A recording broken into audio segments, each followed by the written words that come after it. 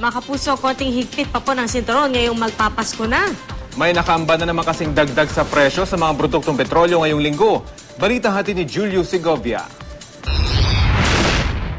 Matapos ang oil price hike noong isang linggo, isa na namang bugso ng taas presyo sa mga produktong petrolyo ang aasahan ng mga motorista.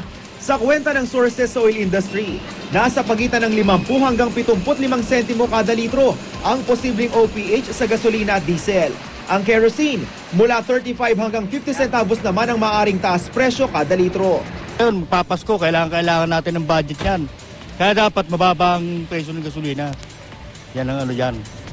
Mas malaki pa yung tinataas kaysa binababa eh. Dapat permis na lang yung presyo eh. Pag tumas apektado lahat eh. Ang grupong Pasang Mazda, inasahan na raw ang anilay serye na naman ng oil price hike. Kasunod ng kabuang higit 3 piso ring ibinaba sa diesel noong isang buwan. Ibabawiin na nila yan. Itong ang Pasko nito, nakikinigin to, gigipitin ang tsuper niyan at walang pamasko ibibigay sa tsuper yan. Sa ngayon, nasa higit 56 pesos pa rin ang gasolina, habang sobra naman sa 42 pesos ang diesel.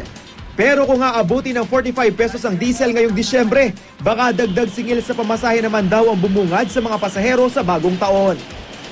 Ina-assure ko naman po ang ating mananakay na kami hindi ho magtataas ng pamasahe bilang pamaskot pambagong taon namin sa inyo. Subalit, sa darating na Enero, ibang usapin na po ito. Nauna nang sinabi ng LTFRB na walang aasang dagdag singil sa pamasahe sa jeep hanggang matapos ang taong ito. Julio Segovia, GMA News.